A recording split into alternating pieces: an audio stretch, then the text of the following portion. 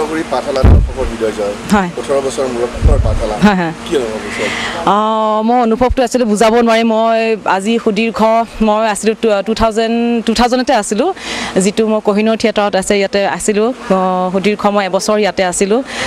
আৰু ইমান ধুনীয়া এটা পৰিৱেশ আচলতে মই একো অভিনয় একো নজনাকৈ মই সোমোৱা এটা অভিনেত্ৰী মই এখন জগতত সোমোৱা অভিনেত্ৰী আৰু প্ৰথম মই আহি সোমাইছিলোঁ আৰু বিভিন্ন ধৰণৰ সমস্যা কিছুমান সন্মুখীন হৈছিলোঁ কিন্তু খুব সুন্দৰকৈ কোহিনুৰ থিয়েটাৰৰ ৰতন দাই মোক ইমান ধুনীয়াকৈ সজাই পৰাই তুলিছিল তাৰ ওপৰত ভিতৰত আছিলে আমাৰ হেমন্ত দত্ত তেখেতক ইমান ধুনীয়াকৈ সজাই পৰাই তুলাইছিলে মানে প্ৰত্যেকখন নাটকতে আৰু সেইখন নাটক আছিলে মোৰ অনুৰাধা দেশ যিখন মোৰ মানে পাহৰিব নোৱাৰোঁ সৰ্বশ্ৰেষ্ঠ নাটক বুলি মই ক'ব বিচাৰিছোঁ যিখন নাটক আৰু মোৰ ইমান ভাল লাগিছে আজি ইমান বছৰৰ পাছত মই ইয়াতে পাঠশালাত উভতি আহি যেতিয়া মই কৈছোঁ সকলোৱে মোৰ প্ৰত্যেকজন দৰ্শকে এটাই কথা কৈছে যে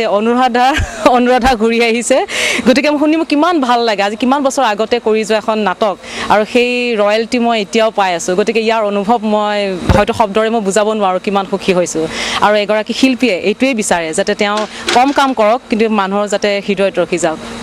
অনুভৱ জন্মস্থান ভ্ৰাম্যমাণৰ পাঠশালা আজি সচৰাচৰ ইয়াত অন্য দলৰ নাটক চোৱা দেখা নাযায় আজি হৃদয়ৰে লৈছে আকোৱালি পাঠশালা সন্দৰ্ভত কিবা অনুভৱ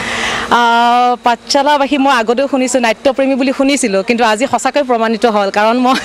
শুনি আছিলোঁ ভয় খাই আছিলোঁ যে পাঠশালাৰ দৰ্শকে হয়তো অলপ মানে আপুনি যিটো কথা কৈছে সেইটোৱে হয় আবাহন কোহিনুৰৰ বাহিৰে হয়তো অলপ যিহেতু স্থানীয় এখন থিয়েটাৰ গতিকে তেওঁলোকক বেছি ছাপোৰ্ট কৰে বেলেগ থিয়েটাৰ হয়তো অকণমান বা ছিজনটো তেনেকুৱা নাথাকে ধৰক সময় সুবিধা মিলাব নোৱাৰে কিন্তু আজি যিটো ঘটনা হ'ল আজি যিটো দৰ্শকৰ সমাগম দেখিলোঁ সঁচাকৈ মই এটা কথা ক'ব বিচাৰিছোঁ যে পাঠশালাৰ দৰ্শক সঁচাকৈ নাট্যপ্ৰেমী দৰ্শক